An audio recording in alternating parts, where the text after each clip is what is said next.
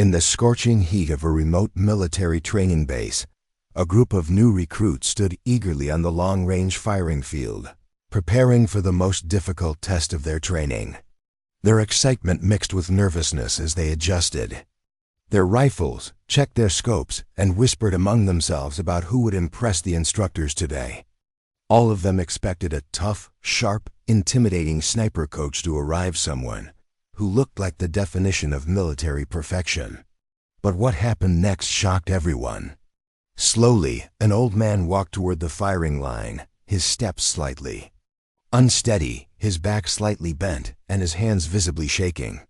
His hair was gray, his face lined with deep wrinkles that told decades of stories, and his uniform appeared far older than any of the fresh gear the young recruits wore.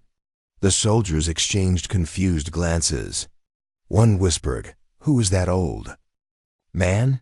Another chuckled and said, "Bro, is he even supposed to be here?" Their reactions only grew stronger when the old man reached the shooting mat and gently lowered himself to the ground, as if every movement required careful thought. His hands trembled as he reached for the long-range sniper rifle placed beside him. Several recruits couldn't hold back their laughter. Some covered their mouths, trying not to be too obvious, while others boldly smirked. To them, this looked like a joke. Why would the military bring an old man with shaky hands to demonstrate long-range sniping? One of the younger instructors, known for his arrogance, stepped forward and loudly asked, "Sir, are you sure you're in the right place?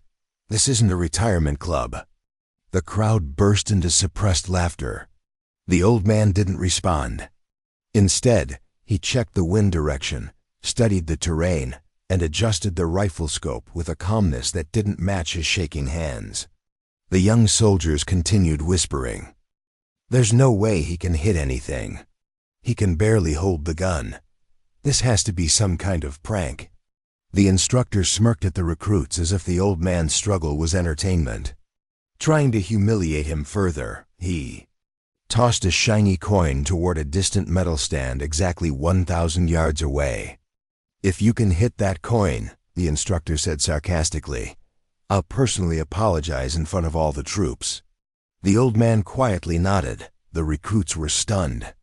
They didn't think he would even attempt such an impossible shot. Hitting a coin at 1,000 yards required perfect precision, absolute control, and extreme skill. Even elite snipers struggled with that level of accuracy. And here was an elderly man with trembling hands preparing to do exactly that. The field fell silent as the old man adjusted his shooting position.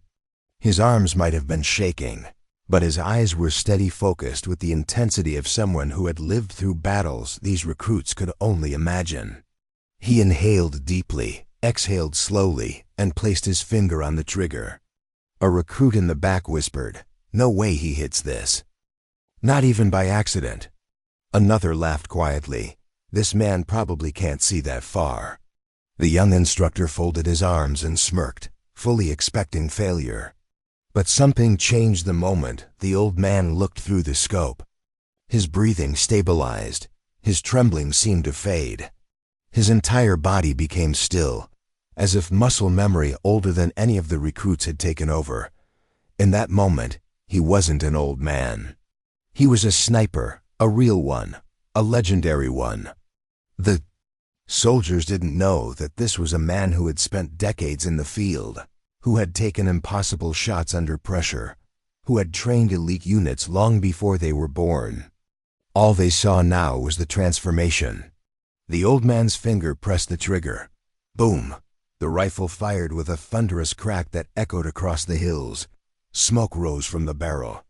The recruits held their breath. Even the arrogant instructor leaned forward in sudden concern. A second later, ping. The distant sound of the coin ringing against metal filled the field. The coin flew off the stand, spinning into the dirt. The shot had hit perfectly. The recruits froze, eyes wide, jaws dropped. A wave of disbelief rippled across the young soldiers. Someone whispered, "No way." Another said louder, "He actually hit it." One recruit shouted, "That was 1,000 yards." A coin at 1,000 yards. The arrogant instructor's face turned pale. He looked at the old man in shock, unable to comprehend what just happened. The old man slowly stood up, dusted off his uniform, and looked directly at the instructor. The recruits waited in complete silence. The old man's voice was calm, but carried more power than a shout. "Son," he said, "skill doesn't come from age. It comes from experience." The instructor swallowed hard and lowered his head. The old man continued, "You mock the shaking hands. But these hands have held rifles longer than you've been alive." The recruits were speechless. They realized how wrong they had been. The arrogant instructor stepped forward and said quietly but sincerely, "Sir, I apologize." The old man nodded, accepting the apology without a hint of pride. He turned to the recruits and said, "Never judge a soldier by how he looks. Judge him by what he can do." The entire field erupted in respectful applause. The recruits now looked at him not as an old man, but as a legend. Someone who had earned every wrinkle, every tremble, every scar. That day, every soldier learned. A lesson they would remember for the rest of their lives.